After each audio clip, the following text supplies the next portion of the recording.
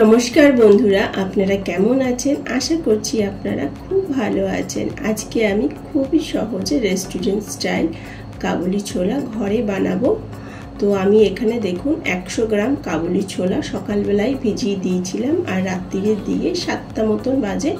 তো দেখুন খুব ভালোভাবে ফুলে গেছে। তো কাবুলি ছোলাটাকে আমি আরও 3-4 বার খুব ভালোভাবে ধুয়ে নেওয়ার পর কুকারের মধ্যে দিয়ে দিলাম। কুকারের মধ্যে জল ঢেলে দিলাম। এতটা পরিমাণে জল ঢালবেন যাতে যে কাবুলি ছোলাটা আছে ভালোভাবে ডুবে যায়, মানে 1 গ্লাস জল ঢাললেই হবে। তারপর আমি দিয়ে দিলাম একটা দারচিনির টুকরো, 2টো ছোট এলাচ, অল্প একটু নুন। এখন আমি কুকারটাকে গ্যাসের উপরে বসিয়ে দেবো আর 3টে সিটি কমপ্লিট হয়ে যাওয়ার পর গ্যাসটাকে বন্ধ করব। এখানে আমি 2টো বড় সাইজের পেঁয়াজ নিয়েছি। পেঁয়াজগুলোকে একদম ছোট্ট ছোট্ট করে কাটবো। লম্বা লম্বা কাটলে কিন্তু হবে না, একদম ছোট্ট ছোট্ট করে কুচি কুচি করে কাটতে হবে। দেখুন যেইভাবে আমি কাটছি ঠিক এইভাবেই কেটে নিতে হবে। আর রেস্টুরেন্টে আমরা যেরকম খাই না কাবলি ছোলা, সেটি খেতে তো খুবই ভালো লাগে। তো সেরকমভাবেই আজকে আমি বাড়িতে বানাবো। আপনারা খেয়ে বুঝতেই পারবেন না এটা রেস্টুরেন্ট দিয়ে কেনা না বাড়িতেই বানানো। তো তারপরে দেখুন আরেকটা গ্যাসের উপরে আমি একটা কড়াই বসিয়ে দিয়ে গরম করে নেওয়ার পর সর্ষের তেল ঢেলে দিয়েছি। সর্ষের তেলটা গরম হয়ে যাওয়ার পর পেঁয়াজগুলোকে ঢেলে দিয়েছি। এখন আমি পেঁয়াজটাকে এখানে ভেজে নেব, কিছুক্ষণের জন্য ভাজবো। আর এই কাবুলি ছোলার যে পেঁয়াজটা থাকে সেটাকে একদম ব্রাউন করে ভাজা হয় না, কিন্তু হালকা করে ভাজা হয়। এখানে 3টে সিটি কমপ্লিট হয়ে গেছে কুকারে। গ্যাসটাকে আমি বন্ধ করে দিলাম। দেখুন ঠিক এইভাবেই পেঁয়াজটাকে আপনাদের ভেজে নিতে হবে, হালকা হালকা পিঙ্ক মতন।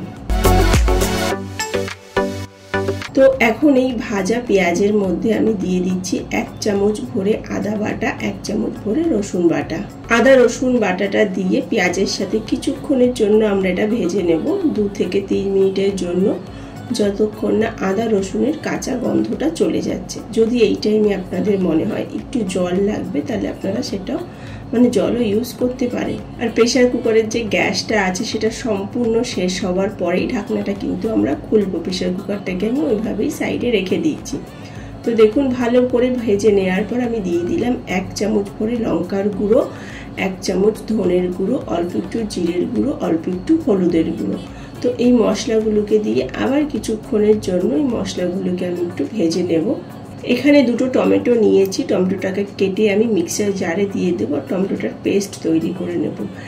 এই যে কাবুলি ছোলা যেটা আমরা রেস্টুরেন্টে খাই, সের মধ্যে কিন্তু টমেটো কুচানো দেওয়া হয় না, টমেটোর পেস্ট করেই দেওয়া হয়, যার জন্য গ্রেভিটা খুবই সুন্দর লাগে খেতে, আর দেখতেও কিন্তু গ্রেভিটা খুব ঠিক হয়। তো দেখুন 2টো টমেটো আমি পেস্ট করে নিয়েছি।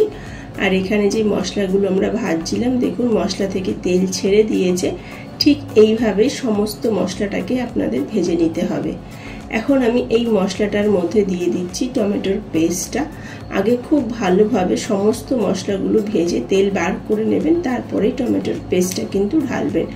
অল্প একটু নুন দিয়ে দিলাম। এখন আমি এইটা আবার কিছুক্ষণের জন্য কষাবো, যতক্ষণ নাকি টমেটোর থেকেও তেল ছাড়ছে ততক্ষণের জন্য এটাকে আমরা নাড়াচাড়া করে কষিয়ে নেব। আর গ্যাসটাকে কিন্তু আমি একদম লোতেই রেখেছি। আর এখানে দেখুন প্রেসার কুকারের প্রেসারটা শেষ হয়ে গেছে। তো ঢাকনাটাকে আমি খুলে নিলাম, ছোলাটাকে চেক করে নিচ্ছি। দেখুন কাবুলি ছোলাগুলো কত সুন্দরভাবে সেদ্ধ হয়ে গেছে। একটা ছোলাও কিন্তু ভাঙেনি, কিন্তু খুব সুন্দরভাবে সেদ্ধ হয়ে গেছে। এইভাবেই আপনাদের সেদ্ধ করে নিতে হবে। আর এখানে দেখুন মশলাটা থেকে তেল ছেড়ে দিয়েছে, যেই টমেটোটা দিয়ে আমরা আবার কষাচ্ছিলাম। তো ভালোভাবে দেখুন উপরে তেল দেখা যাচ্ছে, টমেটোটা খুব ভালোভাবে মশলাটার সাথে মিশে গেছে। তো জল সমেতই এখানে কাবুলি ছোলাটা দিয়ে দিতে হবে আপনাদের। যেই জল দিয়ে সেদ্ধ করেছে সেই জল সমেতই দিয়ে দেবেন। আর আমি যে দারচিনি এলাচটা দিয়েছিলাম সেটি কিন্তু আমি তুলে ফেলে দিয়েছি। খুব ভালোভাবে এখানে আমি নাড়াচাড়া করে কিছুক্ষণের জন্য ছেড়ে দেবো। দেখুন খুব ভালোভাবে ফুটে গেছে। এক্সট্রা কোনো জল দেবেন না, ছোলা সেদ্ধর যে জলটা আছে সেটাই খালি দেবেন।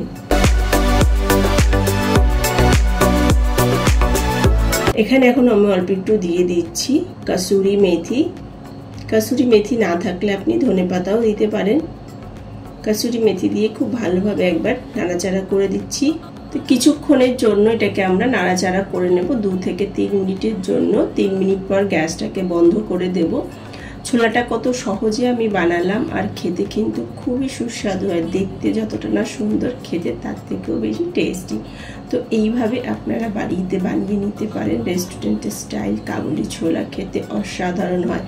অনেকে আলু দিয়ে পনির দিয়ে বানায়, কিন্তু একবার এইভাবে বানিয়ে দেখবেন, খেতে খুবই দুর্দান্ত হয়। এর সাথে আপনারা পরোটা, লুচি যে কোনো কিছু খেতে পারেন। আপনাদের যদি ভিডিওটি ভালো লেগে থাকে ভিডিওটিকে লাইক, শেয়ার অ্যান্ড চ্যানেলটিকে সাবস্ক্রাইব করে দেবেন। Tata, bye bye.